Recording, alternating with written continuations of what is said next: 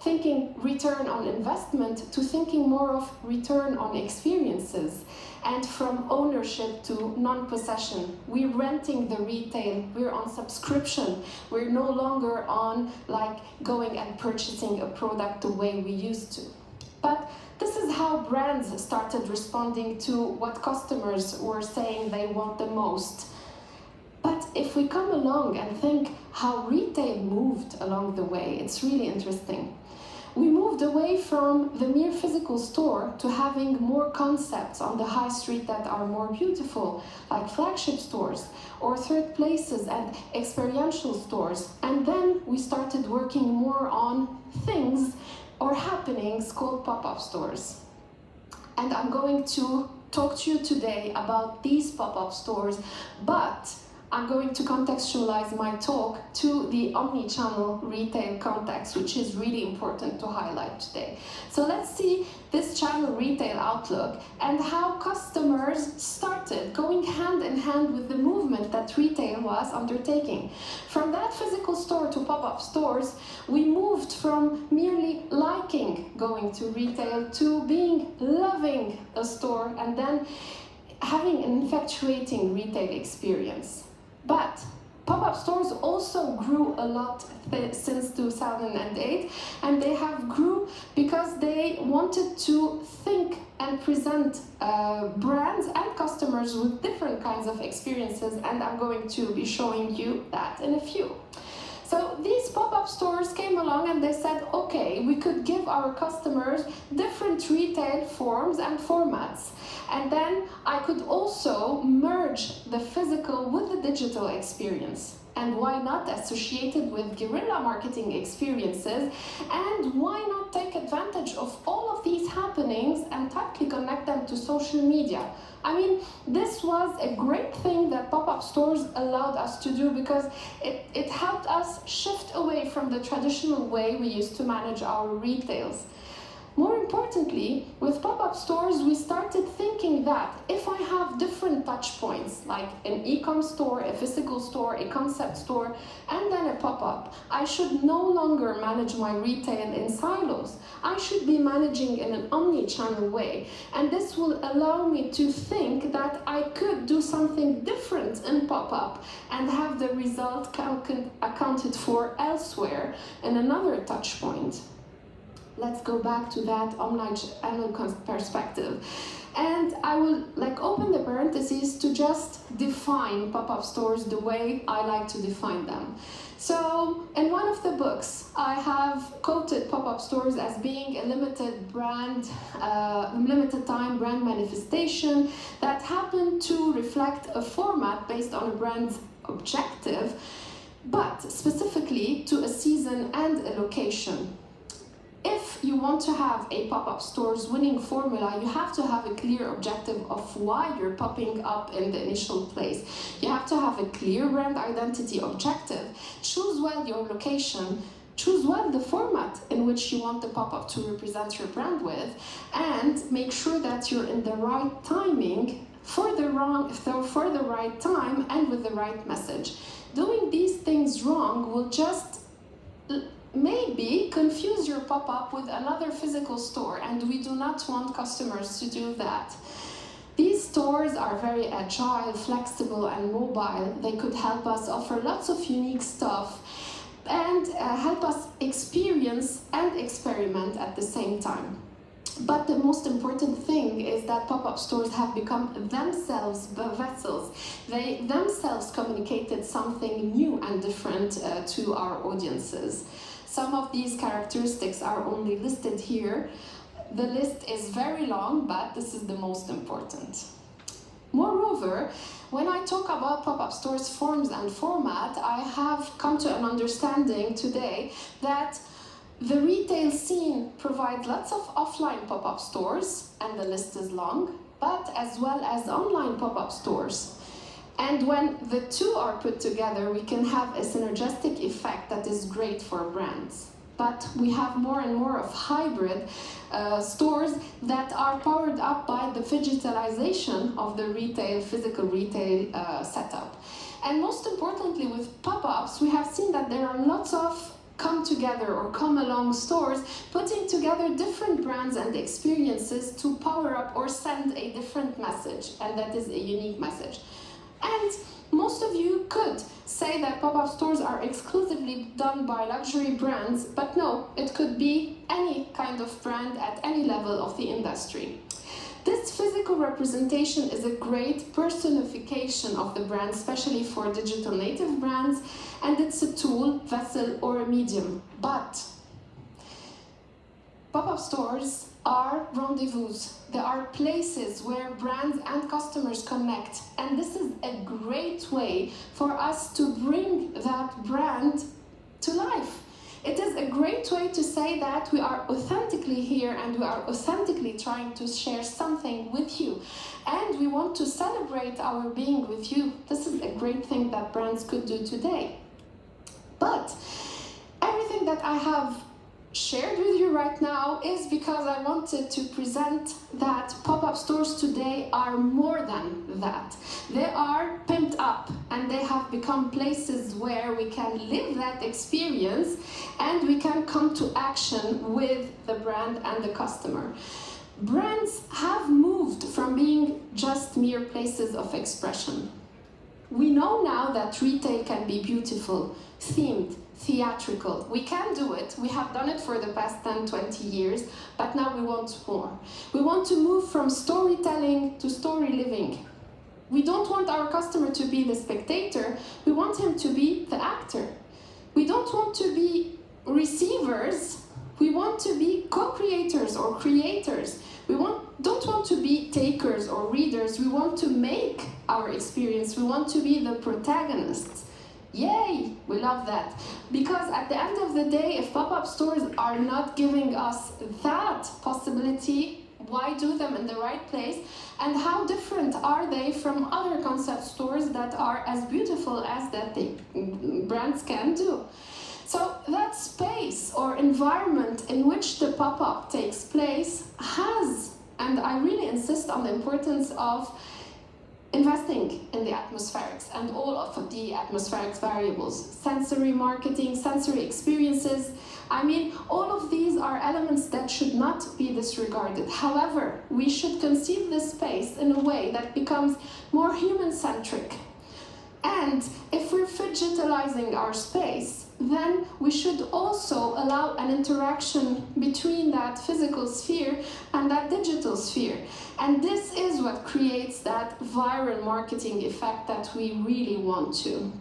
We have to make sure that each and every brand's touch point, whether online or offline, is invested in, because this is when the pop-up store will really have a great return on experience. But let's not forget that when the pop-up wraps up and leaves, we should not stop the conversation. We need to have an ongoing conversation with the brand. We need to be very transparent and authentic, brand and customers alike. We need to allow that exchange to happen. If we don't have that shared meaning or purpose, I believe that our pop-up store will not have the value it should be having in the first place.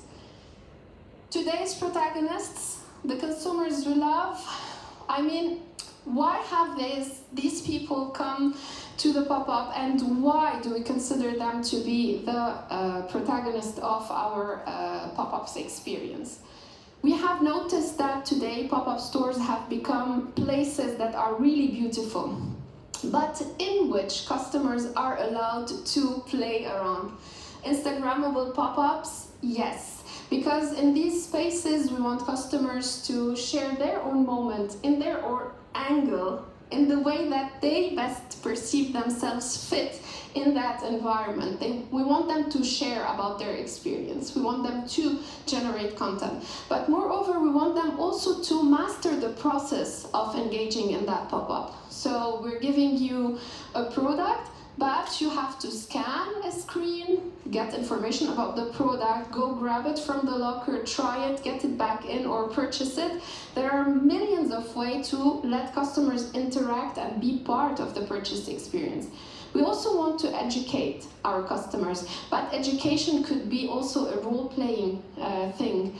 We could provide information, celebrate something with them, but help them also test and give us their feedback. And we need not to underestimate that feedback, because this is the moment where we can collect hot data from the market. And this data could not be extracted from, if I might quote, Euromonitor or other sites. We love Euromonitor, by the way. And it's important to give customers the opportunity to test our product, but not force our product over them. Like a knitting shop, a crochet shop, doing sports with us. Millions of ideas are available there, and we shouldn't be afraid of doing so through the pop-up. And finally, this idea of merging spheres is being easier today because of the 3G, 4G, or 5G connections, scanning QR codes or others. I mean, everything is available today to help us connect and collect data and share data and merge our spheres together. And don't forget that with these, brands and customers will be co-sharing their audiences together. What about the playground? We have noticed that a lot of pop-up stores have created lots of spaces in which customers could play. I mean, I took a picture in the washing machine, like I always do that in a pop-up, because the idea is not to go and purchase a product that I have already seen in the boutique. I just want to go and see what's happening in there, and it's so cool to do that. And I always have my poor husband taking the pictures. And then we see that most of the pop-up stores have also become playgrounds, because at the end of the day, we want to build a community, we want to engage, we want to play together. And we know that if you're interested in us, you'll go and purchase the product elsewhere. So we're moving away from that transactional concept. So how do we live the story in the 2020s? We have to go away, further, from the brand-driven perspective into a customer-centric perspective. We have to keep the themed theatrical store there. We have to pay attention to all of the details. And the way that makes the most sense to our brand and to our customer. But we have to really pay attention to the fact that our pop-up store has to merge in with the local. Like a pop-up store popping in Baker Street with the same brand should be very different than a pop-up popping on the South Bank. I'm naming stuff for the same brand. We should respect the local aspect and the local culture, the people, the communities that are there, things that speak the most to them. We also have to design our pop-ups from the outside to the inside. We took many years to understand that the outside is as important as the inside, because when we're going there, we have to start preparing ourselves without shocking the customer, but still, as soon as they are inside, we need to wow them, to continue to tell the story. We should not be afraid of taking that extra creative mile, but not letting creativity overtake the relevance of the pop-up and how customers would find themselves inside that story. We're talking also about giving them the space and the tools to co-create with us, to play with us, to have their own signature with us.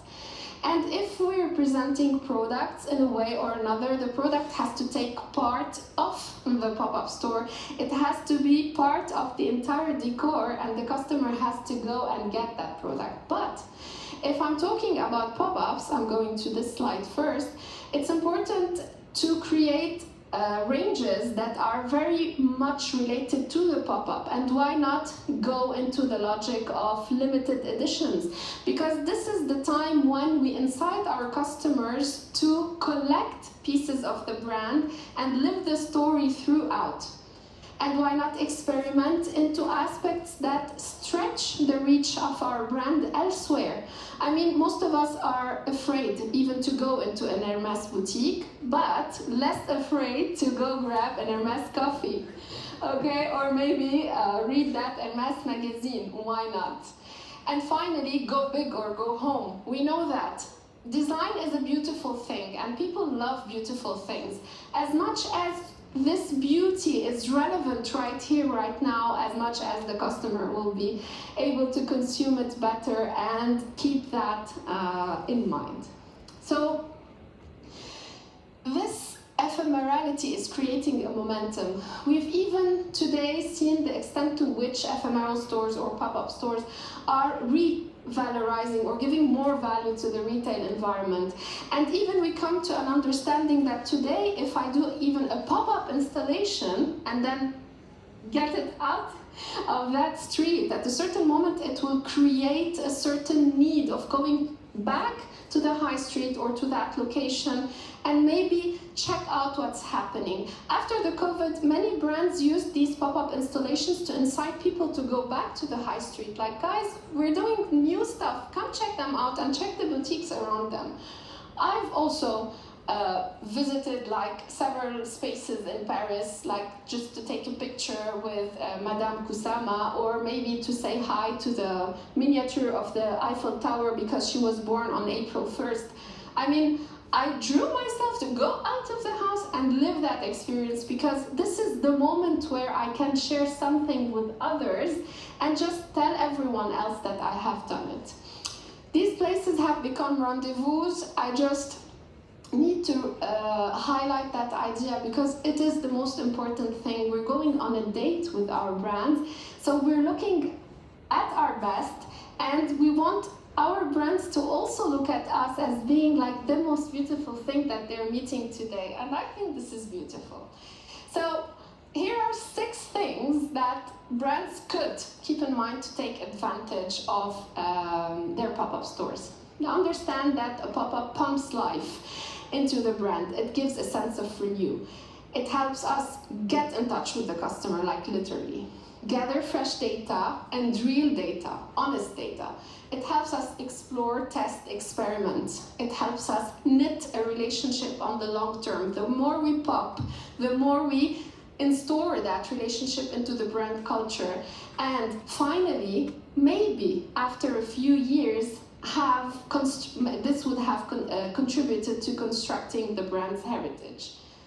To conclude, if we want our brands to take the most advantage of pop-up store, they have to have a shareable brand story. It has to be relatable with customers, but it has also to be livable across all of its touch points. And finally, we need to keep in mind that all of this has to be transmittable and across all of our communication platforms, especially our social media channels. Well, thank you. If you want to know more about me, because I started directly this presentation, my name is Ghalia Bustani. I'm a senior retail consultant and I love pop-up stores. I have been researching them for years now. I have written a couple of books on the topic, and I have been speaking with many people on the topic of pop-up and retail, so go check them out on YouTube, and I would love to have your thoughts, your comments, and your ideas on that. And if you would like to read more about some of these publications, you can scan this QR code and find me on Linktree. Thank you all.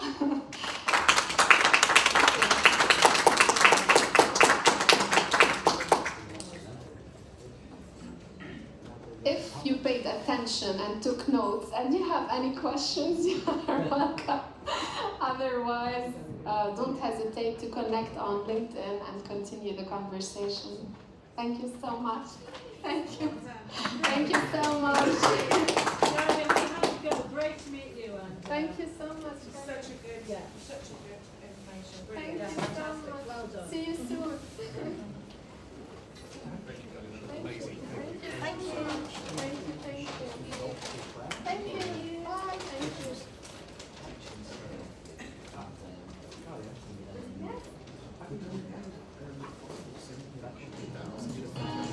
Yes.